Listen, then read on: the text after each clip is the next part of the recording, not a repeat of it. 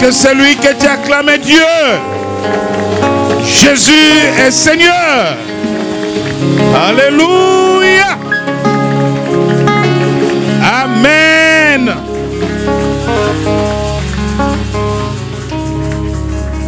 Quel jour de gloire. Amen. Nous allons nous asseoir. Ah, vous savez que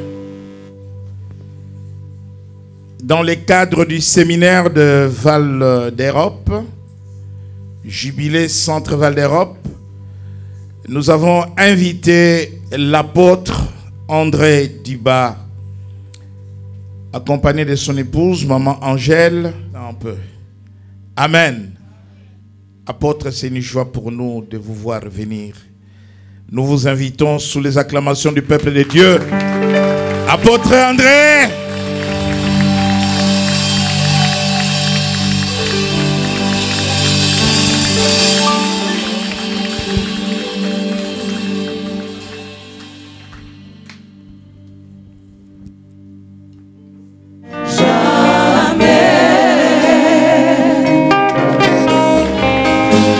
Acclamons le roi des rois, acclamons le prince de paix, acclamons Emmanuel, Dieu présent parmi nous, acclamons Alpha, Oméga, que l'honneur et la gloire te reviennent, éternel Dieu. Merci Seigneur, merci Jésus. Merci. Merci beaucoup, je vous libère. Pendant que vous êtes debout, je voudrais m'acquitter d'un devoir. C'est dire merci à Dieu qui nous donne le dernier jour de notre séminaire. Je voudrais aussi dire merci à l'homme que Dieu a établi dans cette église, le bishop Bruno. Amen. C'est un homme de bien, comme je l'ai toujours dit, mais un homme sérieux, parmi les hommes rares. Aujourd'hui, il y a beaucoup de grands hommes de Dieu que nous voyons sur Facebook, sur YouTube, des hommes que nous voyons sur l'Internet, mais des grands hommes de Dieu, on les voit dans leurs églises locales. Lui, c'est un homme de Dieu, un grand homme de Dieu. Amen. Ok, nous allons prendre nos Bibles et nous allons lire rapidement l'évangile selon Jean chapitre 5, verset 1er jusqu'au 17e verset. Jean chapitre 5, verset 1er jusqu'au 17e verset. Nous lisons rapidement. Nous voulons gagner le temps. Nous lisons au nom de Jésus. Vous avez trouvé? Après cela, il y eut une fête des Juifs et Jésus monta à Jérusalem. Or, à Jérusalem, près de la porte des brebis, il y a une piscine qui s'appelle en hébreu Bethesda et qui a 5 portiques. Sous ces portiques étaient couchés un grand nombre de malades, des aveugles, des boiteux, des paralytiques qui attendaient le mouvement de l'eau. Car un ange descendait de temps en temps dans la piscine et agitait l'eau. Et celui qui y descendait le premier, après que l'eau avait été agitée, était guéri, quelle que fût sa maladie. Là se trouvait un homme malade depuis 38 ans. Jésus l'ayant vu coucher, sachant qu'il était malade depuis longtemps, lui dit, « Veux-tu être guéri ?» Le malade lui répondit, « Seigneur, je n'ai personne pour me jeter dans la piscine, quand l'eau est agitée, et pendant que j'y vais, un autre descend avant moi. Lève-toi, lui dit Jésus, prends ton lit et marche. » Aussitôt cet homme fut guéri, il prit son lit et marcha.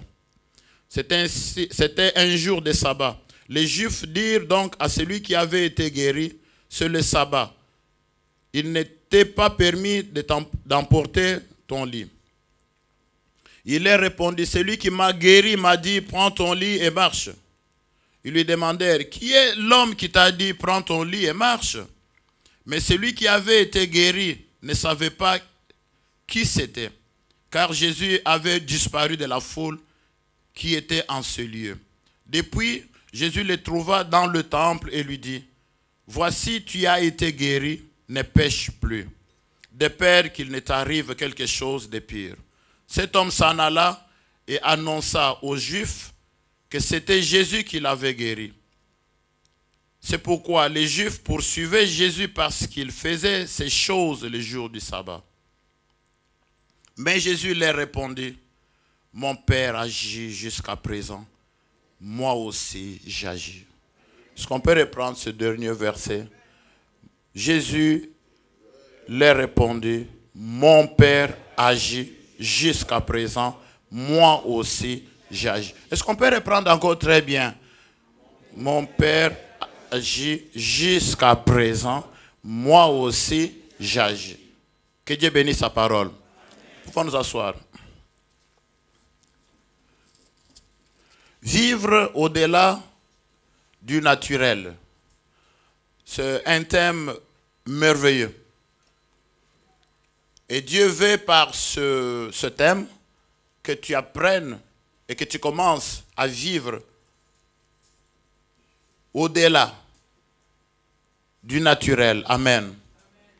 Que tu vives par le surnaturel. Et hier, nous avons expliqué à l'église, pour ceux qui étaient là du moins, qu'il faut commencer par avoir Jésus en vous. Parce que Jésus lui-même, c'est la source des miracles. Donc, ne vous attendez pas à avoir un miracle si Jésus n'est pas avec vous. Il est avec nous quand nous sommes avec lui. Et quand vous cherchez votre miracle, c'est peut-être votre mariage, c'est peut-être l'élévation, papier, tout ce que vous voulez, stabilité, enfant, tout ce que vous voulez. Laissez-moi vous dire qu'il faut commencer par chercher Jésus lui-même. Il faut être sûr que Jésus est avec vous et qu'il est en vous. Apocalypse 3, verset 20, la Bible déclare que voici, je me tiens à la porte et je frappe. Celui qui entend ma voix et ouvre la porte, j'entrerai. Vous comprenez? Jésus, il est celui qui frappe à la porte, même à travers ce séminaire. Il frappe à la porte de ton cœur et il cherche une place. Et une fois il est en toi, la Bible déclare que je mangerai avec vous, je souperai avec vous. Ce qui revient à dire qu'il n'y a rien que tu vas faire par toi-même. Il sera avec toi. Et s'il est avec toi, qui sera contre toi? S'il est avec toi, il prendra soin de toi. S'il est avec toi, il te guérira de toutes tes maladies. S'il est avec toi, il combattra pour toi. C'est très important, Église, parce qu'aujourd'hui, nous avons des gens qui remplissent nos églises, mais qui n'ont pas besoin de Jésus, mais qui ont besoin seulement des miracles. Voilà pourquoi, une fois on est béni, on disparaît. Une fois on est béni, on s'en va. Amen. Mais si Jésus est aussi avec vous, il faut savoir l'obéir comme nous l'avons vu. Avec Simon qui était patient, malgré les inquiétudes qu'il avait, malgré les soucis qu'il avait. Jésus est entré dans sa barque et Simon était là. Il ne dit pas un mot. Jésus a pris le contrôle de la barque de Simon. Il faut que le Seigneur, s'il est vraiment en vous, qu'il prenne contrôle de votre vie. Qu'il prenne la direction de votre vie. Vous lui confiez tout, tous vos soucis, tout en sachant qu'avec lui, je suis sûr qu'il y a une réponse à chacun de mes problèmes. Amen. Du moins pour ceux qui n'étaient pas là, je voulais tout simplement reprendre brièvement ce qui a été dit hier. Amen. Aujourd'hui, voici un autre texte différent que vous avez déjà lu certainement ce texte. Mais le Saint-Esprit va peut-être ajouter à ce que tu connais quelque chose aujourd'hui. Amen. Amen. La Bible dit qu'il y avait à Jérusalem, près de la porte des brebis, une piscine qui s'appelait en hébreu Bethesda. C'est tout simplement une piscine. Amen. Je crois que tous nous connaissons ce que c'est la piscine. Une piscine, c'est un endroit où on va se laver. Oui, amen. On va un peu nager si on connaît nager. Et si on ne connaît pas nager, on va peut-être apprendre à nager. Donc le rôle d'une piscine, c'est tout simplement un endroit où on va aller nager. Amen. Mais une piscine spéciale. Est-ce qu'on peut dire ensemble piscine spéciale? Mais une piscine qui a marqué l'histoire. Pourquoi? Parce que cette piscine-là, c'est une piscine où on a porté des malades. Amen. Dans une piscine, depuis quand on amène des malades.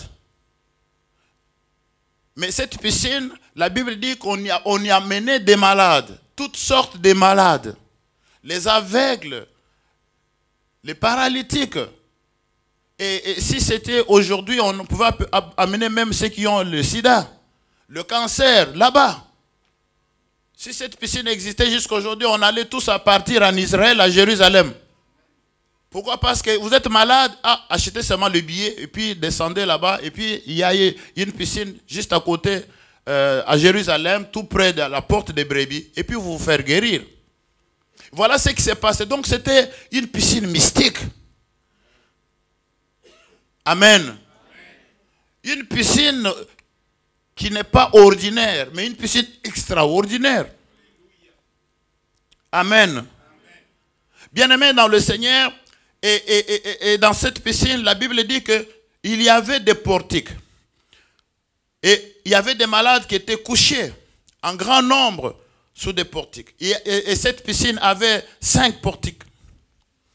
Au total 5. Et il y avait des malades que l'on plaçait au devant de chaque portique. Donc devant l'entrée. Et tous ces malades étaient dans une position pour attendre chacun sa guérison. Laissez-moi vous dire, bien-aimés dans le Seigneur, ce qui fait la différence avec cette piscine, c'est le fait que Dieu agissait dans cette piscine-là. La piscine n'est rien du tout. Parce que n'importe qui peut se faire une piscine. Il y en a peut-être parmi nous qui ont des piscines. Mais la différence, c'est quoi? C'est que ce qui faisait que cette piscine soit spéciale, c'est que Dieu lui-même descendait dans la piscine. Nous pouvons nous réunir à 1000, à 10 000. Mais chaque réunion que nous avons, retenez bien, il y a une seule chose qui donne la valeur à nos réunions. C'est la présence de Dieu. Et je crois de tout mon cœur aujourd'hui, ce qui va faire la différence de cette réunion d'aujourd'hui, c'est la présence de Dieu. Je disais sa présence en ce lieu va faire en sorte que quand nous terminons le culte tous, nous savons vraiment que nous avons été dans la présence de Dieu. Alléluia. Jésus a dit, là où 2 ou 3 se réuniront en mon nom, je suis là. Donc si nous nous réunissons qui n'est pas là, il n'y a rien. Mais si nous nous réunissons à 2 ou 3 et il est là, quelque chose va se passer. Je disais quelque chose va se passer. Parce que sa présence n'est pas comme la présence d'un homme. Mais la présence de Dieu est comme un vent. On ne peut pas l'embrasser, mais on le sent. Quand le vent souffle, il y a quelque chose qui se passe. Et je crois de tout mon cœur aujourd'hui, comme c'est le dernier jour, il y a quelque chose qui va se passer dans cette assemblée. Il y a une piscine de Bethesda ici. Dites bien Amen. Amen. Dites bien Amen. Amen. Un Amen de ceux qui ont la foi. Un Amen de ceux qui veulent vivre le surnaturel. Alléluia. Il y a eu 5 portiques. Ça donne l'image de 5 continents. Combien de continents au monde? Le même Jésus est capable d'opérer sur les 5 continents.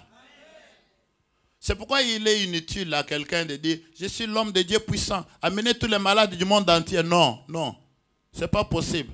Dieu dans sa provision, il a établi les gens sur les 5 continents. Dans chaque continent, il y a quelque chose. En Afrique, il y a quelque chose. En Europe, il y a quelque chose. Aux États-Unis, il y a toujours quelqu'un. Parce qu'il y a beaucoup de malades. Et Dieu a donné la provision, la grâce aux hommes sur les 5 continents. Pour que chacun ait une portique tout proche de chez lui. Alléluia. Et vous avez une portique ici. Jubilé, vous avez une portique ici. N'allez pas ailleurs. Alléluia. Oh non, ces derniers temps, je ne vais pas chercher l'onction ailleurs. Non, il y en a ici. Il y a la provision au centre Jubilé. Amen. Et on a porté des malades. Et les malades, curieusement, on a mené toutes sortes de malades. Et la Bible dit, quelle que soit la maladie. Oh, je ne sais pas, bien aimé. Quel est cet hôpital qui peut soigner n'importe quelle maladie? Quel est cet hôpital où tu vas et tu es sûr que tu vas obtenir la guérison? Il n'y en a pas.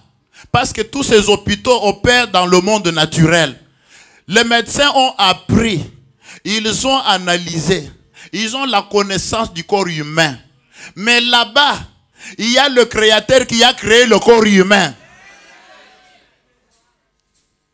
Quelle que soit la maladie, tout celui qui allait et qui entrait dans l'eau le premier quand l'esprit agitait l'eau, quand l'ange agitait l'eau, était guéri. Bien-aimé dans le Seigneur, j'ai dit au nom de Jésus, que l'eau soit agitée aujourd'hui. Je disais que l'eau sera agitée aujourd'hui. Et quand l'eau est agitée, quelle que soit la maladie, quel que soit le problème, il y a la guérison. Il y a la solution. Amen. Il y a la délivrance. Amen. Et la Bible dit qu'il y a eu des aveugles. Quelqu'un qui est déjà aveugle. Regardez comment les choses, l'impossible. Bien-aimé dans le Seigneur, si vous comptez sur le surnaturel, c'est-à-dire vous comptez sur Dieu, sur la puissance de Dieu. Et en ce moment-là, vous ne regardez pas l'impossibilité. Mais vous regardez celui qui est au-dessus de l'impossibilité. Un aveugle, qu'est-ce qu'il va faire dans une piscine? Quelqu'un qui ne voit pas. Il ne voit pas. Et parmi les aveugles, certainement qu'il y en avait qui étaient nés aveugles. Mais tous ces aveugles-là vont aller là-bas pour chercher la guérison. Il y avait des boiteux, des paralytiques. Et tous attendaient le mouvement de l'eau. Je disais que tout dépend aussi de la position de votre cœur. Parce que tous ces gens sont allés. Tous étaient malades. Mais chacun attendait. Qu'est-ce que toi tu attends ce matin? Tu es venu comme dans un culte ordinaire. Hein? Tu crois que c'est chaque dimanche on va à l'église? Bon, allez, on y va. Mais la Bible déclare que chaque malade attendait le mouvement. C'est-à-dire qu'on était très attentifs. Amen. Parce qu'on est là tout près de la portique. Amen. Donc à chaque minute, j'attends le moment. J'attends mon temps. J'attends mon action. J'attends à me plonger.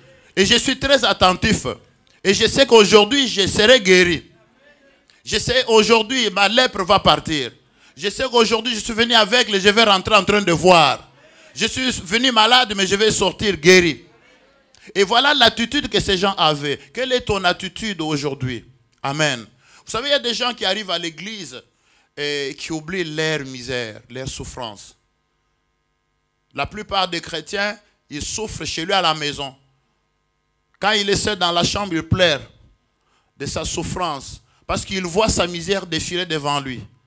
Et dès qu'il sort, si c'est une femme, elle met des mèches, des lunettes, tout ça. Et si c'est un homme, met cravate, puis il oublie sa misère. Il arrive dans la maison de Dieu, devant la piscine de Bethesda. Et puis il prend une autre attitude. Il oublie. Il y en a même qui dorment dans la maison de Dieu. Mais ici, il n'y avait pas question de dormir. Hein. Chacun est tout prêt. Chacun attend sa guérison. Chacun dépend de chacun. Alors en ce moment-là, maintenant chacun attend. Amen. Et on attendait le mouvement de l'eau. Es-tu prêt quand le mouvement viendra aujourd'hui?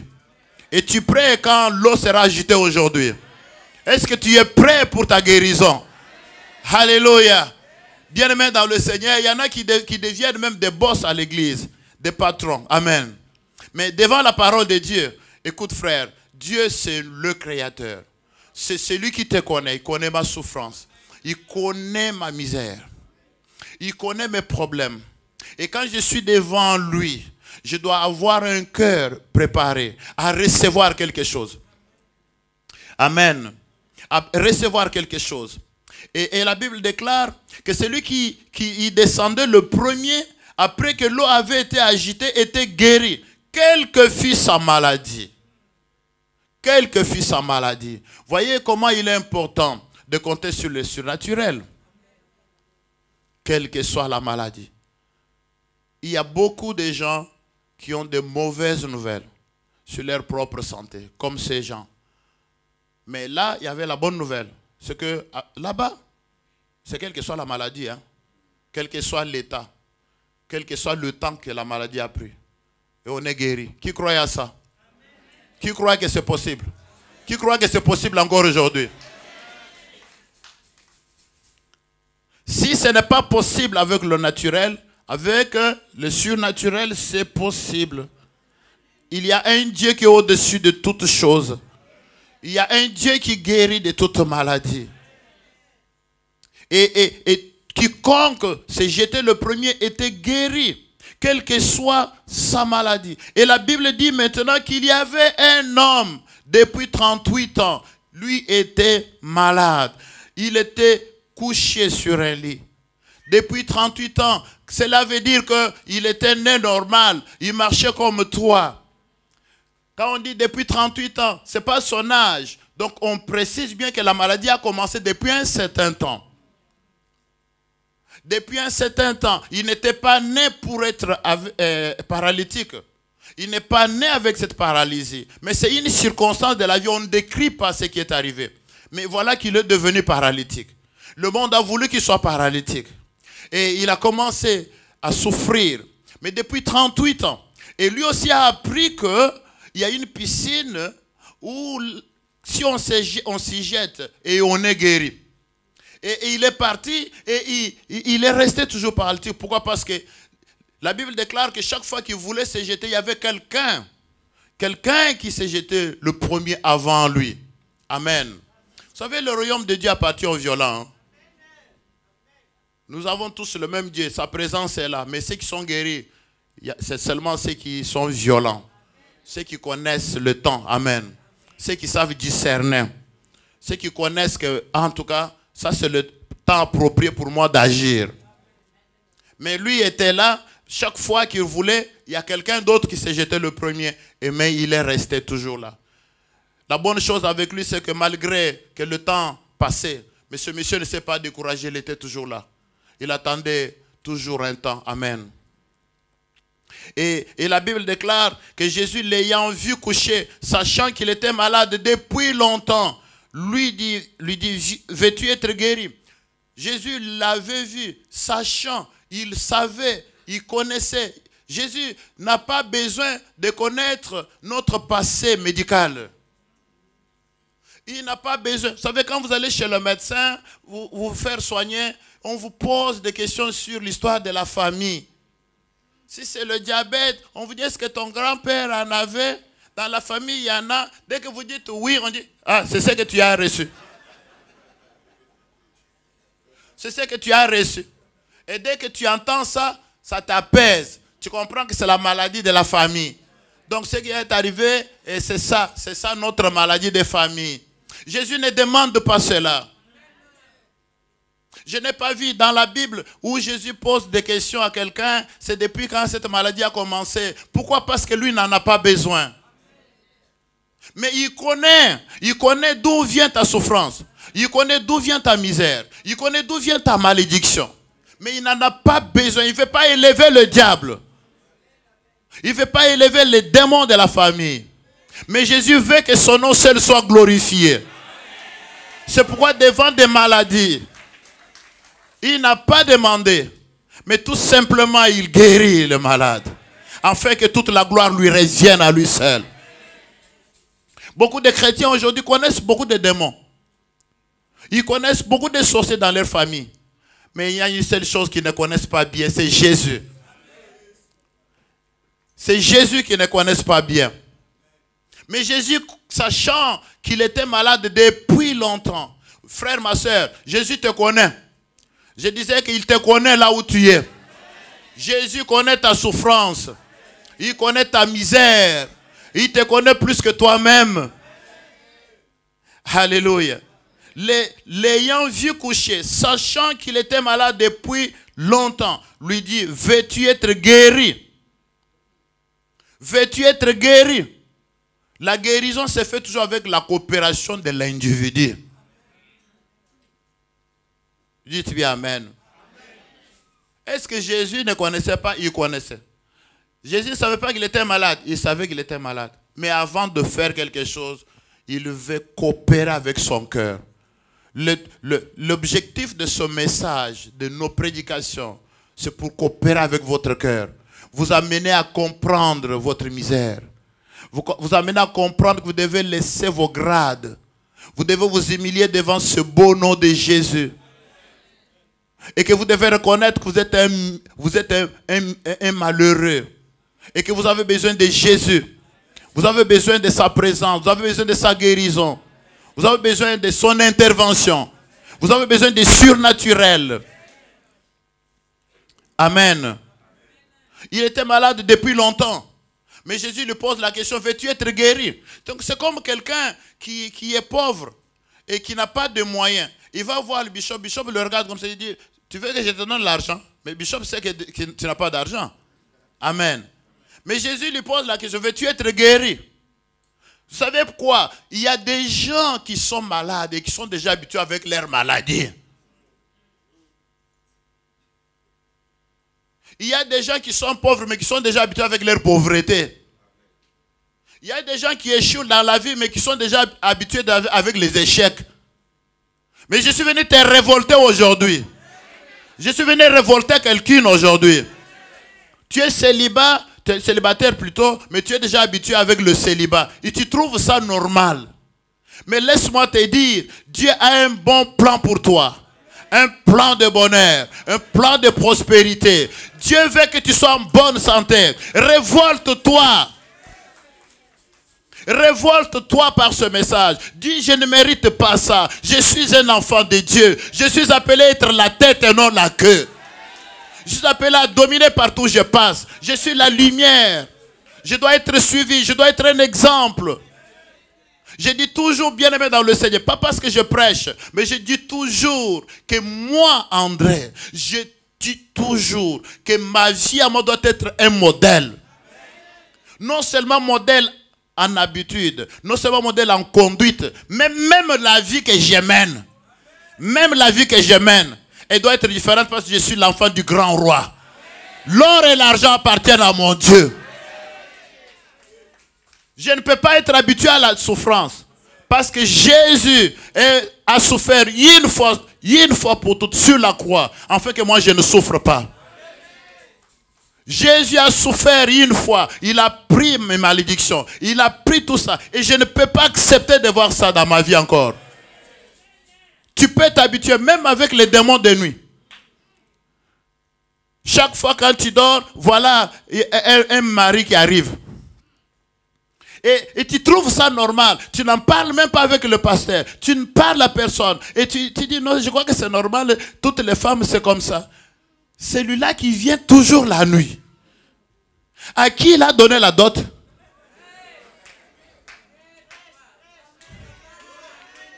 À qui il a donné la dot? N'as-tu pas réalisé qu'il est source de conflit que tu as avec ton mari? Parce que tu as un mari de nuit, il n'acceptera jamais que tu sois en paix avec le mari du jour. C'est pourquoi, bien-aimés dans le Seigneur, avec nous chrétiens, l'esprit que nous avons, c'est la révolution. C'est-à-dire que je n'accepte pas que je choue moi. J'accepte que je sois la tête, car c'est ma place. La tête, c'est pour conduire. La tête, c'est pour penser pour ma famille. La tête, c'est pour dire un mot. Quand je prends le téléphone pour parler au village, même mes aînés, même mes oncles, tout le monde s'était. On dit non, André est en train de parler. Je suis appelé à dominer. Veux-tu être guéri aujourd'hui? Je pose la question, veux-tu être guéri aujourd'hui? Veux-tu être guéri, ma soeur? Veux-tu être guéri? Veux-tu être délivré? Cette réponse-là est très importante. Vous pouvez considérer, mais pourquoi il pose cette question? Mais Jésus l'a posée, non? À un homme comme toi, malade, problème, veux-tu l'intervention surnaturelle? Il fallait que cet homme, s'il avait dit, je n'en ai pas besoin, Jésus a dit, bon, c'est fini. Oui, amen. Jésus n'est pas comme un soldat qui force les gens. Là, Dieu travaille, coopère avec nous. Amen. Dieu n'est pas un dictateur. Il te donne le choix de choisir. Veux-tu être guéri? Veux-tu être guéri? Le malade lui répondit, Seigneur, je n'ai personne. Oh, il a une logique naturelle. Il a une réflexion naturelle. Il dit, je n'ai personne. Vous aussi, il faut apprendre à vivre bien avec les gens. Tu peux être à l'église, tu n'as de relation avec personne. Oh, moi, quand je pars, je prie et puis je m'en vais. Même pas avec le pasteur, tu ne le salues pas. Même pas avec les autres frères et sœurs dans une église. Et si tu as des relations, tu es toujours le premier à les casser. Un jour, tu vas dire aussi, je n'ai... Tu es dans le malheur, il n'y a personne qui te visite. Pourquoi? Parce qu'on sait que tu es problématique. Cet homme dit, je n'ai personne. Tu n'as pas personne comment? Mais tu es arrivé ici comment? Tu es arrivé ici comment? Alléluia. Mais qui t'ont transporté jusqu'ici? Ces gens t'ont amené jusqu'ici. Mais comment on ne te jette pas dans l'eau? Je suis venu dire à quelqu'un, la vie chrétienne, c'est une vie transparente. Apprenons à vivre dans la communauté. Apprenons à nous aimer les uns les autres. Apprenons à mener la vie qu'avait Dorcas. Faisons du bien aux gens. Est-ce que votre absence dans cette église peut inquiéter le bishop? Bishop dit, je n'ai pas vu telle personne. Ou même le soir quand il prie, il commence à citer les noms. Le tien ne vient pas. Parce que tu es mauvais. Mais comme c'est un homme de bon cœur, je le connais. Maintenant il est en train de prier, il commence à chercher le nom, ça n'arrive pas. Il dit, Maman Coste, l'autre là...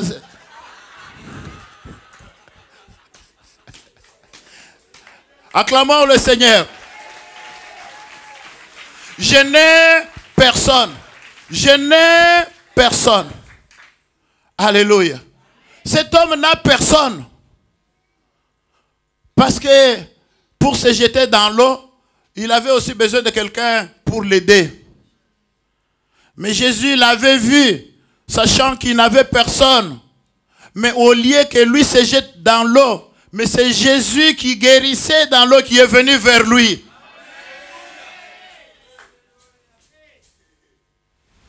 Jésus est l'espoir des faibles. Il est l'espoir de ceux qui n'ont personne. Si tu as longtemps cherché un médecin pour te guérir, tu as circulé partout en France, il n'y en a pas. Tu n'as aucun docteur. Mais je te parle du docteur des docteurs. Je te parle de médecin de médecin. Je te parle de celui qui guérit de toute maladie. Tu as cherché. Tu es parti chercher. Mais aujourd'hui lui-même est venu te chercher. Il est venu lui-même te chercher. Et il te pose la question, veux-tu être guéri? Mais il faut savoir répondre à la question. Veux-tu être guéri? Et je n'ai personne. Est-ce que ça a des rapports? Veux-tu être guéri? Quelle est la réponse? Veux-tu être guéri? Veux-tu être guéri? Il ne faut pas ajouter, mais ma maladie a duré longtemps, c'est le cancer, dernier stage. Même le dernier médecin m'a dit, c'est ça le manque de foi. Moi, je n'aime pas entendre ce genre de choses. Je n'aime pas que quelqu'un me dise, non, vous savez, il y avait le dernier diagnostic, je n'ai pas besoin de ça. La foi vient de ce que l'on entend. Et la foi se détruit aussi à partir de ce que... C'est pourquoi mes oreilles, je les réserve pour écouter les choses de la foi. Les choses surnaturelles. Car c'est ainsi que je veux vivre sur le surnaturel. Amen. Je veux vivre sur le surnaturel. J'ai donné témoignage au bishop. Notre fille, nous étions ici en France et elle était à terme. Et avant de venir, elle dit à sa maman, vous partez où? Parce que je vais bientôt accoucher. J'ai dit, appelez-la qu'elle vienne ici à la maison. Elle est arrivée à la maison. Et j'ai dit, mets-toi à genoux, je vais prier pour toi. Elle s'est mise à genoux. Et j'ai commencé à prier. J'ai dit, toi enfant, écoute-moi bien là où tu es. Reste à ta place. Jusqu'au temps où nous allons revenir. Ne sors pas dans notre absence, pendant notre absence. Reste là. Quand on est dans le surnaturel, on a le langage surnaturel. On a une vision surnaturelle. On voit les choses que le monde ne voit pas. On fait les choses que les autres ne font pas. Et j'ai dit amen. La fille se relève et commence à rire. Papa, ça c'est quelle prière? Moi j'ai dit, écoute ma fille, après tout je ne t'ai pas adressé la prière. Je me suis adressé à l'enfant et à Dieu. Ce n'est pas à toi que tu dises amen ou ça amen, ce n'est pas mon problème. Et nous avons voyagé, sommes arrivés ici. Le soir, oh, les douleurs ont commencé. Et sa maman qui dit, retournons chez nous. Moi j'ai dit, on ne retourne pas. Nous sommes venus en vacances, on se repose. J'ai dit à Dieu, surnaturel, de contrôler l'enfant, de garder l'enfant jusqu'au temps où nous allons retourner. Et l'appel a dit, ton papa a dit ici qu'il a déjà parlé à Dieu. C'est jusqu'au temps où nous allons revenir. Ah, mais j'ai continué à souffrir. Je dis, non, non, reste, l'enfant est là. Nous avons terminé nos vacances et nous sommes rentrés. Les jours où nous sommes arrivés, elle commence les douleurs. Et avant minuit, elle enfante. Nous étions là. Veux-tu être guéri? Il te sera fait selon ta foi aujourd'hui. J'ai dit qu'il te sera fait selon ta foi aujourd'hui. Alléluia. La Bible dit, Jésus lui dit, lève-toi, prends ton lit et marche. Regardez bien aimé dans le Seigneur, il y avait une règle pour tous les autres malades pour être guéris. La Bible dit qu'il fallait que celui, il fallait se jeter dans l'eau le premier. C'était la règle. C'était la règle. Tous ceux qui ont été guéris avant lui, ils ont suivi cette règle-là. Mais j'ai dit à quelqu'un ce matin, Dieu a tracé une règle pour toi. Il y a une voie spéciale pour toi. Il fallait qu'il passe par cette voie-là. Mais cette fois-ci, cet homme est guéri différemment. Notre Dieu est multiforme, multisystème. Lève-toi, prends ton lit et marche. Sans se jeter dans l'eau, cet homme n'a pas dit, mais je ne me suis pas jeté dans l'eau, alors c'est comment? C'est comment? Ça c'est le surnaturel.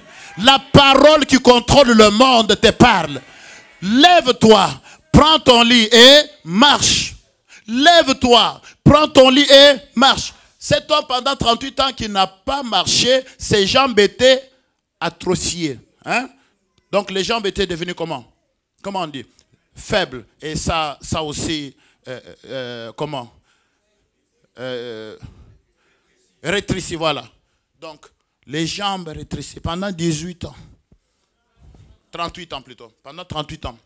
Les jambes sont comme ça. Mais la parole n'a pas regardé l'état des jambes. Celui qui parlait n'a pas regardé l'état de cet homme. Mais lui-même a la puissance de restauration. Il dit, lève-toi, prends ton lit et marche.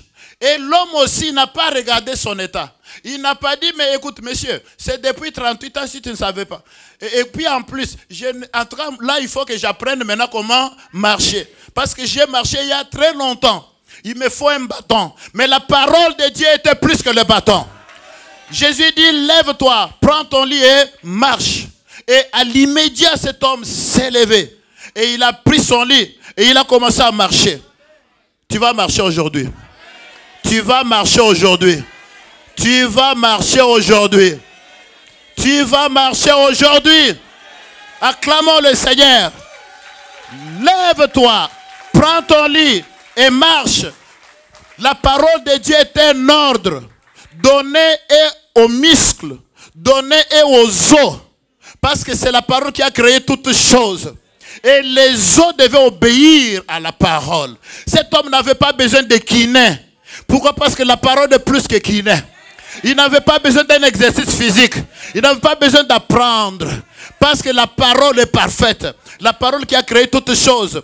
Et quand il a entendu la parole, la force est entrée dans ses muscles. La force surnaturelle est entrée dans ses jambes. Et il s'est mis debout. Non seulement qu'il marchait, bien aimé dans le Seigneur, il a pris le lit même sur lequel il était couché. Est-ce que tu entends? Et tu es là pour écouter? Cet homme a pris le lit sur lequel il était couché. Et c'était les jours de sabbat. Et il a pris le lit. Regardez tous les malades que Jésus a guéris. Celui-ci a été guéri exceptionnellement, différemment. Jésus lui donne une recommandation de prendre son lit et mettre sur son dos. Et puis marcher. Alléluia. Aujourd'hui, tu vas prendre ton lit. Je disais, tu vas prendre ton lit. Peut-être que tu n'as pas compris le lit, ce que ça veut dire. Jésus a voulu, comme cet homme était identifié par son lit. Chaque fois, on le reconnaissait par son lit aussi. Et on savait là où il était à cause aussi de sa position sur ce lit-là. Mais Jésus a voulu le jour du sabbat que cet homme prenne le même lit, qu'il le transporte. Comme c'était le jour de sabbat, le jour de repos. Chez les Juifs, on ne transporte pas les choses. Ainsi, il devait attirer l'attention de tout le monde. Qui est celui-là? Laissez-moi vous dire, frère, Dieu va faire quelque chose dans votre vie qui va attirer l'attention des gens autour de vous. Il y a des gens qui seront étonnés de te voir. Dieu va faire ce qu'il va faire. Il va permettre que le monde le voie. Dieu va faire quelque chose. Jésus a voulu qu'il transporte son lit et que le monde le voie. Que les gens le voient avec un lit. Ah, tu vas prendre ton lit aujourd'hui. Et ton lit, c'est ton témoignage. Tu vas prendre ton témoignage aujourd'hui. Tu vas prendre ton témoignage aujourd'hui. Tu vas prendre ton témoignage aujourd'hui. Tu vas marcher avec ton témoignage. Tu vas marcher avec ton témoignage. Tu vas marcher avec ton témoignage. Alléluia. Ceux qui savent bien que toi, tu ne te marieras pas. Hein? Écoutez la parole du Seigneur aujourd'hui. Écoute la parole du Seigneur aujourd'hui. Tous ceux qui ont chanté, à cause de ton âge, tu ne te marieras pas. Peut-être à cause de ton passé. Peut-être à cause de ta famille. Peut-être à cause de la malédiction de la famille. Mais aujourd'hui, tu prends un témoignage. Et avec ce témoignage, tu marcheras. Tu témoigneras la gloire de Dieu. Les gens te connaîtront à cause de ce témoignage-là. Et les mêmes personnes qui t'ont rejeté autrefois. Tous ceux qui disaient non, pas celle-là, il ne faut pas la marier. Elles viendront préparer dans ton mariage. Tu vas préparer des enveloppes d'invitation pour que ces gens-là viennent. Et quand ils vont venir, alléluia, ils vont te voir assis ou assise à côté de ton mari ou de ta femme. Et ils vont se dire, c'est elle ou ce n'est pas elle. Et tu vas leur dire que c'est bien moi.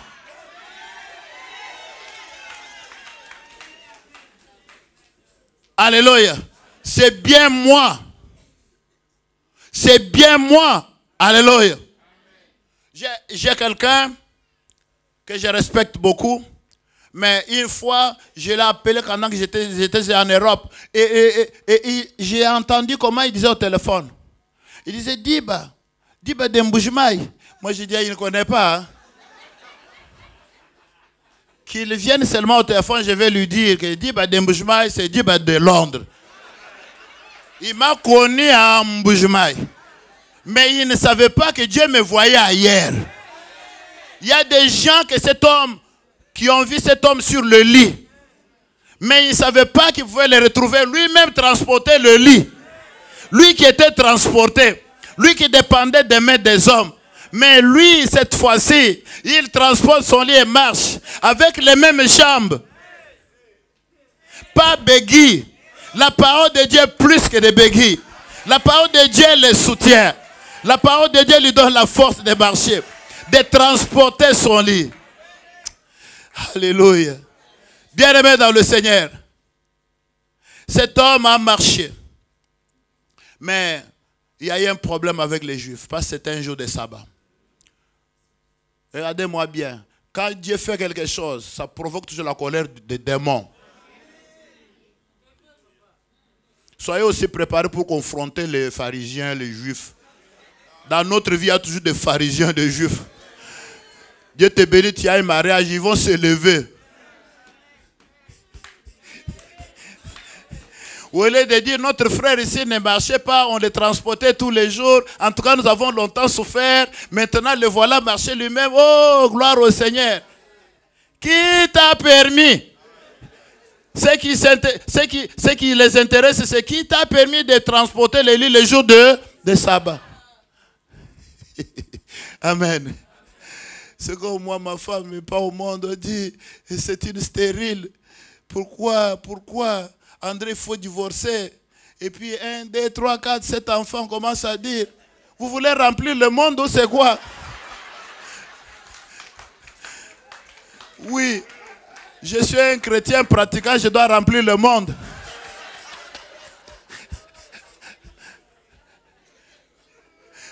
Les ennemis de succès sont nombreux. Ils s'élèveront, mais notre Dieu les combattra. Dieu les confondra.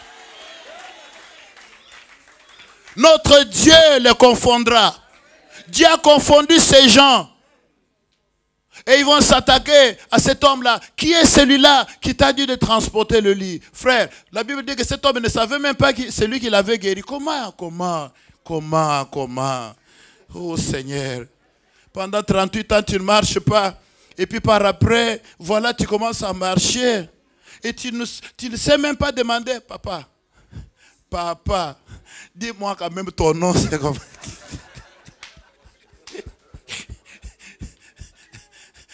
Prends ton lit, marche. Tu prends seulement le lit, tu prends ton miracle. Allez, c'est fini. Hey! Maintenant, je peux marcher. Mais comment? Qui t'a fait marcher? Je ne connais pas. Je ne connais pas. C'est comme ça avec beaucoup de chrétiens. Quand ils arrivent à l'église, malheureux, ils sont bénis. Ils oublient la source de la bénédiction. Ils ne connaissent même pas. Ils ne se rappellent même pas les jours où on a gêné pour eux. Ils ne se rappellent même pas du jour où on a souffert pour eux. Des sacrifices pendant la nuit. Tout le temps qu'on a prié pour eux, ils ne se rappellent pas. Ils ont tout oublié. Votre nom même, on ne le cite que dans le mal. Seulement pour dire, cette église-là, le bishop là, c'est vraiment un homme orgueilleux. Hein? Tu as oublié les jours où il a gêné pour vous. Tu as oublié. Tu as oublié les sacrifices. Amen. Tu as oublié. Tu as oublié. La Bible déclare, je veux m'arrêter là, que Jésus répond aux Juifs. Mon Père agit jusqu'à présent. Moi aussi, j'agis. Parce que les Juifs, pour eux, le miracle ne devait pas se passer les jours de sabbat. Leur problème, c'est le sabbat. Mais Jésus, son problème, c'était les paralytiques, les malheureux. Pour lui, il faut les guérir. Mais pour les Juifs, il ne faut pas faire ça les jours de sabbat. Même quand il a fait les jours qui n'étaient pas les jours de sabbat, c'est toujours un problème. Parce que leur problème, c'est maintenir les gens dans la souffrance. Mais Jésus a un plan merveilleux pour quelqu'un. Et dans sa réponse, il dit, je travaille. Mon Père travaille. Mon Père agit jusqu'à présent. Et moi aussi, j'agis. Dans d'autres versions, il est écrit, mon Père travaille et moi aussi, je travaille.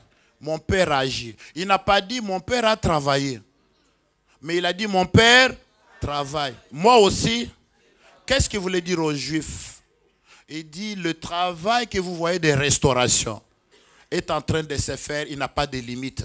Il n'est pas limité ni par le temps, ni par les circonstances. La force de mon Père est au travail. Et je confesse aussi ce matin que Dieu est au travail. Cet après-midi, Dieu est au travail. Jésus travaille. Dieu travaille. Moi aussi, je travaille. Et je crois de tout mon cœur que Jésus est au travail ce soir, cet après-midi. Jésus est au travail. Mon Père est au travail. moi aussi je travaille. Mon Père agit, moi aussi j'agis. Qui croit que le Seigneur agit? Ah, il va agir. Il va agir. Il va commencer à agir. On se met debout. Mon Père agit. Moi aussi j'agis. Mon Père est au travail. Moi aussi je travaille. On se met debout. On se met debout. Commence à confesser que le Seigneur est au travail en ce lieu. Commence à prier. Il est au travail pour guérir. Il est au travail pour délivrer. Il est au travail pour relever.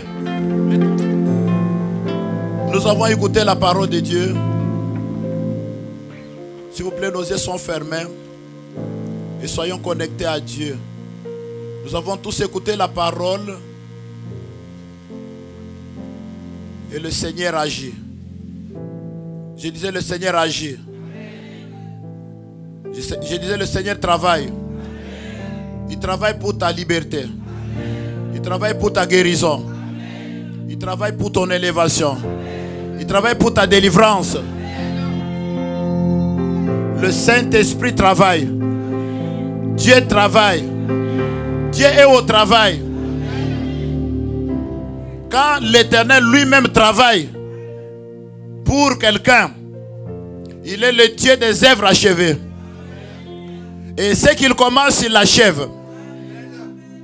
Je disais que Dieu a commencé à travailler dans ta vie.